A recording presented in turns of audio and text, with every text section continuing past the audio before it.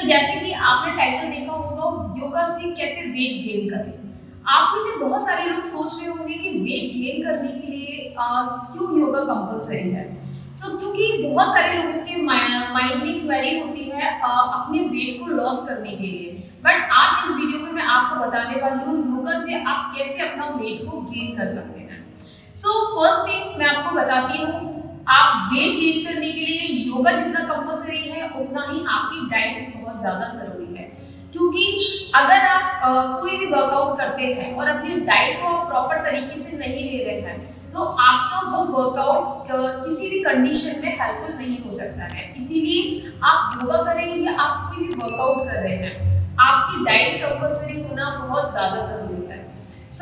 आपको मैं आगे चलते हुए बताती हूँ कि आप योगा से कैसे अपने वेट को गेन करेंगे। बट इससे पहले मैं आपको कुछ डिफरेंशिएट करूँगी, क्योंकि बहुत सारे लोगों के माइंड में ये क्वेश्चन होता है कि हम जब स्लिम होते हैं तो ये लगता है कि हमें वर्कआउट करने की क्या ज़रूरत है।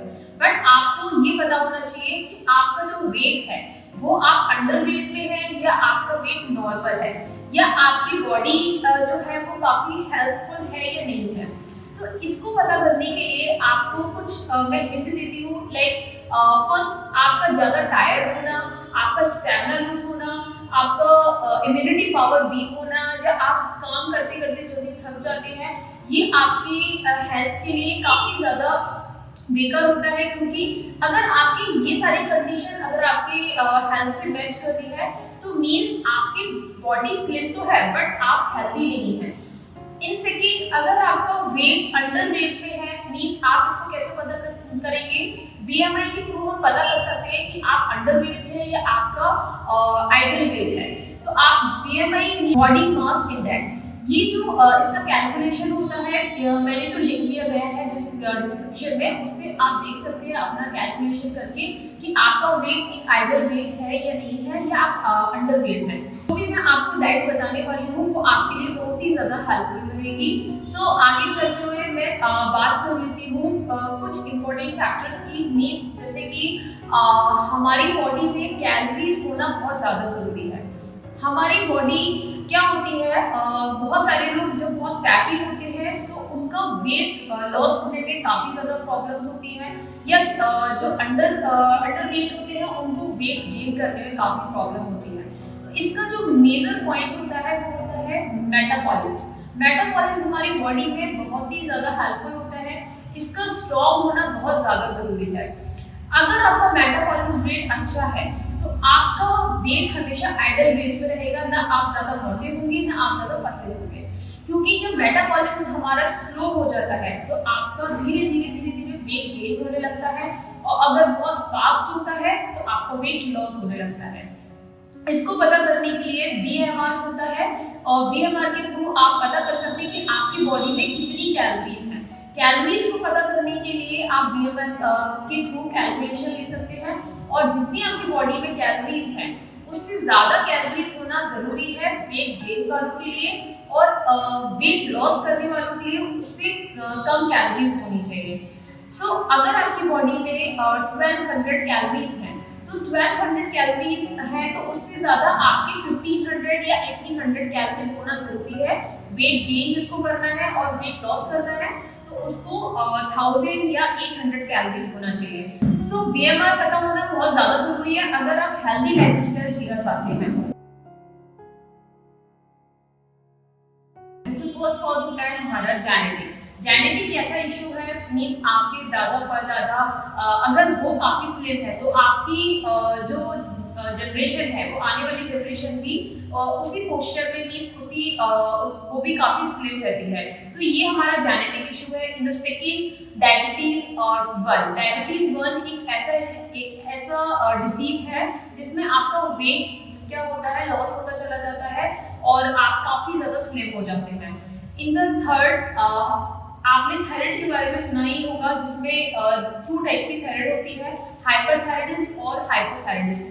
हाइपरथायराइडिज्म में क्या होता है, इसमें भी आपका वेट लॉस होता चला जाता है, आप काफ़ी ज़्यादा स्लिम हो जाते हैं। इसमें आपका मेटाबॉलिज्म रेट जो होता है वो काफ़ी ज़्यादा हाई हो जाता है, इसीलिए आपका वेट लॉस हो जाता है। इन द फोर्थ, आपका कुछ न्यूट्रिशन मीन्स आपका पुअर न्यूट्रिशन होना।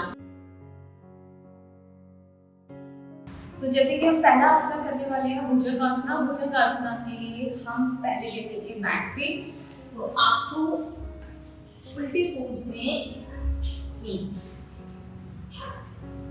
इस तरीके से आप मैट पे जाएंगे, अपने लेग्स को ओपन करेंगे और इनहेल, यहाँ पे अपने हाथों को हम आगे रखेंगे और भुजंगासना करने के लिए आप इससे पहले आपको अप एंड डाउन करना है 10 काउंटिंग्स के लिए, जिसमें मैं आपको 2 काउंटिंग्स बताऊंगी। उसके बाद आप भुजंगासना को होल्ड करेंगे। So inhale, stretch your feet, feet open and legs open in back.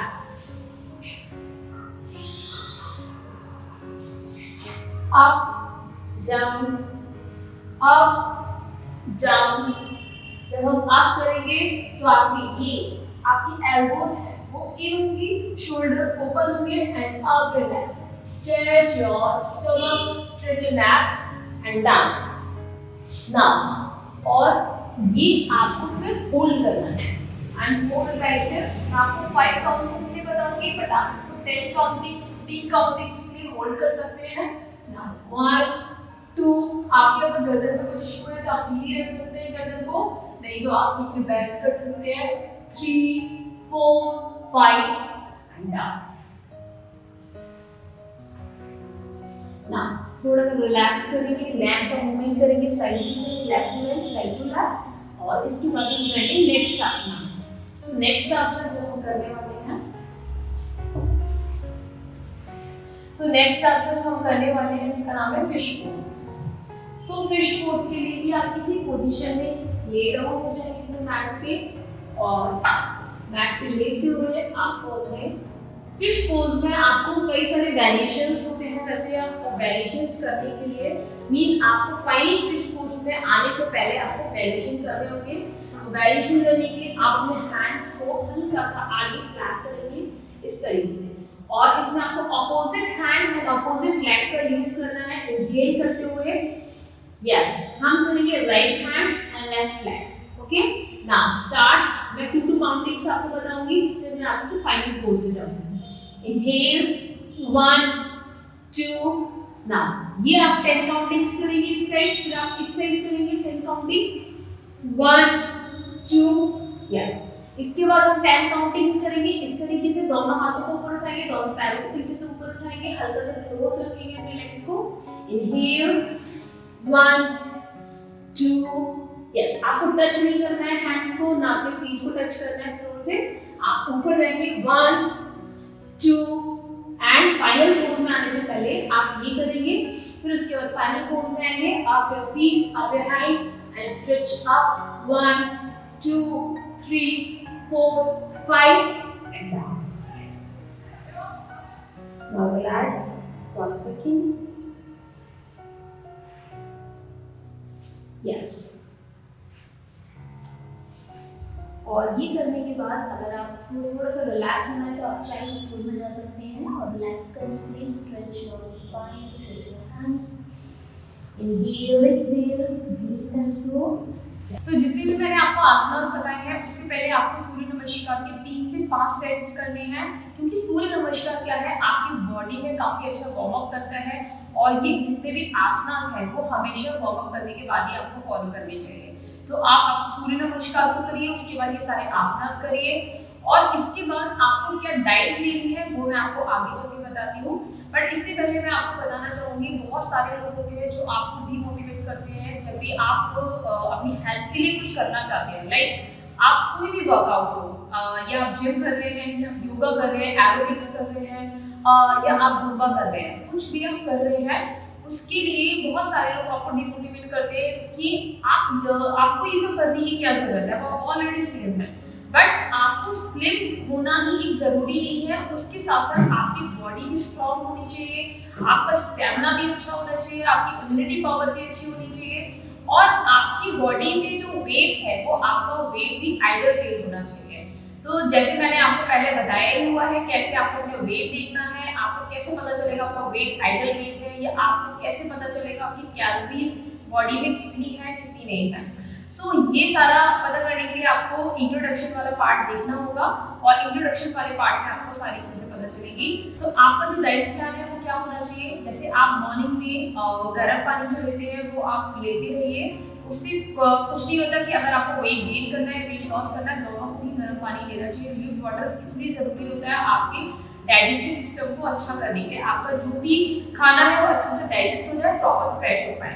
And secondly, अगर आपका मॉर्निंग जो स्नैक्स है वो मॉर्निंग स्नैक्स में आप ऐड कर सकते हैं, जो भी आप स्नैक्स ले रहे हैं उसके साथ में ये ऐड कर सकते हैं। कभी कभार आप मिल्क और बनाना का कॉम्बिनेशन मीन्स आप उनको दोनों एक साथ ले सकते हैं। गर्म दूध के साथ बनाना वो काफ़ी हेल्पफुल होता है वेट गेन करने में। और आपको खाने का कैसे रखना है, जैसे आप जो भी खाना खाते हैं वो हेल्दी होना चाहिए। ये नहीं आप कुछ भी खा रहे हैं, वो आपके बॉडी के फैट को अच्छा वाला फैट होना चाहिए और प्रोटीन वाला खाना होना चाहिए, थोड़ा सा प्रोटीन का सोर्स होना चाहिए। क्योंकि क्या होता है, हम प्रोटीन का सोर्स बहुत कम रखते हैं, बट आपके वेट गेन करने वालों को प्रोटीन का सोर्स ज़्यादा से ज़्यादा रखना चाहिए।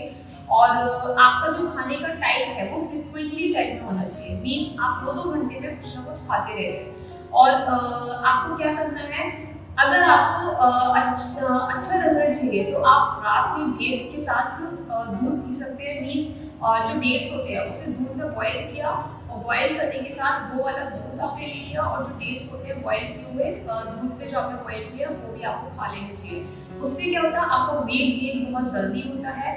किशमिश भी बहुत ज़्यादा हेल्पफुल होती है आपके वेट गेन करने में। रात में आप किशमिश भिगो करके सुबह में आप ड्राई फ्रूट्स में जो भी आप ड्राई फ्रूट्स ले रहे हो उसमें आप किशमिश को भी ऐड कर सकते हैं अगर आप वेट गेन करना चाह रहे हैं।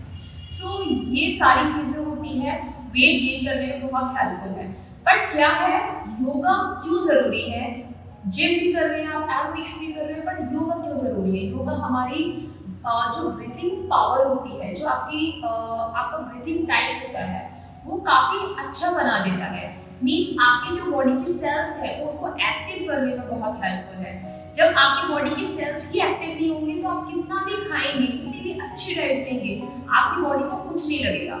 इसीलिए आप अगर आप वेट गेन करने की सीरीज पर हैं तो आप योगा से शुरुआत करिए वर्कआउट की, और इससे आपके सेल्स भी एक्टिव होंगे, आपका डाइजेस्टिव सिस्टम भी अच्छा होगा। अगर आपकी बॉडी में कुछ भी इश्यूज है या आपके सीवियर इश्यूज है वो भी हेल्प करेगा आपके ठीक करने में। और जैसे मैंने आपको बताया था, कैसे आपको पता चलेगा आपका आइडल वेट है या नहीं है, या आपको कैसे पता चलेगा आपकी बॉडी में कितनी कैलोरीज हैं, ये सब पता करने के लिए आपको इंट्रोडक्शन वाला पार्ट देखना होगा, और उसमें मैंने आपको बहुत प्रॉपर तरीके से बताया है। सो इस वीडियो को आप शेयर कर सकते हैं। अगर आपके कोई भी फ्रेंड्स हैं जिनको वेट गेन करना है उनको प्लीज़ आप शेयर करिए। और अब मिलती हूँ मैं नेक्स्ट वीडियो में एक नए टॉपिक के साथ। तब तक के लिए नमस्ते and thank you so much.